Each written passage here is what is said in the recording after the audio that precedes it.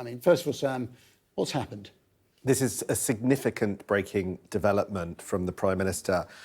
For the last few days, I have to say, Adam, there has been something close in parts of the Conservative Party to flat-out panic about the performance of the Prime Minister, where the Conservatives are going, the fact they're 26 points behind in some polls. And pressure has been building on, pressure been growing on the Prime Minister to call an early elections. One of the solutions, one of the ways out of the situation that the Conservatives are finding themselves in. He has, in the last half an hour, clarified that that's not going to happen. Let's hear from him. In several weeks' time, we've got elections for police and crime commissioners, for local councils, for mayors across the country. They're important elections. And not a general election. That's what I'm focused on. There won't be a general election on that day. Yeah. But when there is a general election, what matters is the choice. So that's Rishi Sunak ruling out May the 2nd. But now what, Sam? It's a good question. The reason that pressure was growing on May the 2nd is that Tory MPs felt it was becoming unsustainable. They thought that Rishi Sunak has not much left in the tank, according to one person he appointed to his cabinet. They worry that the summer will look terrible with small bite numbers increasing. There's little sign of economic good news.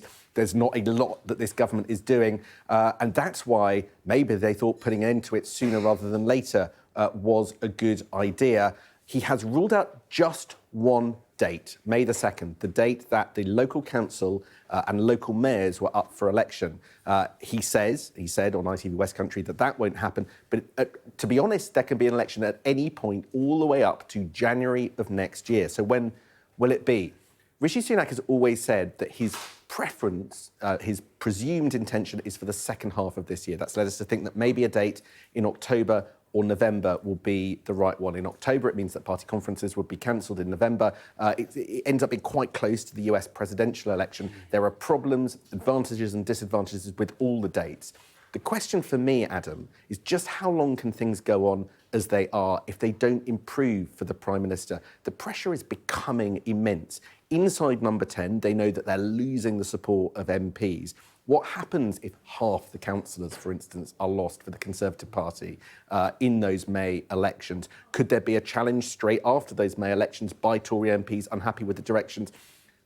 Some time ago, I think there was a drop in confidence amongst MPs in what you might call the red wall, Conservative MPs in the red wall towards Rishi Sunak. The change in recent weeks is that some of those in safer seats, in what we might call the blue wall, have started to lose some of their confidence in Rishi Sunak. That's why there's this sense of febrile uncertainty within the party. And I think because we don't know where this is going to go and we don't know how he is going to continue governing, it's very hard to say exactly what's going to happen next.